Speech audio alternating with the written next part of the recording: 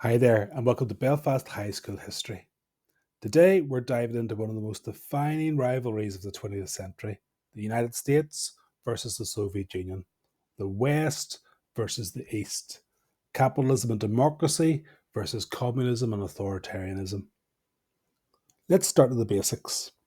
In 1945, the Allies, that's the Soviet Union, the United Kingdom, United States, they had united to defeat Hitler and Nazi Germany. However, they were divided by ideas, and what comes next is crucial. The United States and the Soviet Union were two global superpowers in 1945 with radically different ideologies. In the United States, the economy was based on capitalism. This is the idea that it's a system where private individuals and businesses own property and they operate for a profit. The government had limited control over the economy. Politically, the United States was a democracy. This means its citizens voted in free and regular elections. They had freedom of speech and they could criticize the government without fear. The American dream promised that with hard work, anyone could succeed. Meanwhile, the Soviet Union follows the ideas of communism. Communism is based on the theory that capitalism creates massive inequalities. You have very, very rich, but you also have very poor.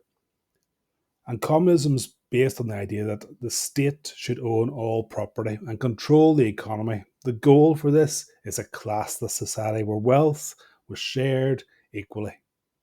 But politically, the USSR, the Soviet Union, was authoritarian. The Communist Party held all the power, there were no free elections, and dissent was often met with censorship, imprisonment, or much worse. In the United States, people could choose their careers, they could start businesses, they could shop in competitive markets. In the Soviet Union, jobs were assigned, stores often had shortages due to central planning. American media was diverse and often critical of the government. Soviet media, in contrast, was state controlled and often used for propaganda. Both nations built massive militaries and competed for global influence, from the arms race to the space race. The United States promoted democracy and capitalism abroad. The Soviet Union supported communist revolutions and regimes. This ideological clash led to the Cold War, a tense standoff that lasted over 40 years and shaped global politics, culture, and technology.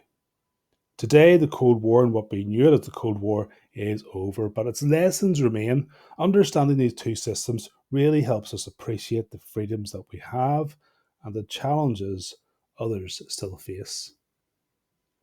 Many thanks for watching. If you enjoyed this breakdown, don't forget to like, subscribe, and hit the bell for more Belfast High School history. Many thanks for listening.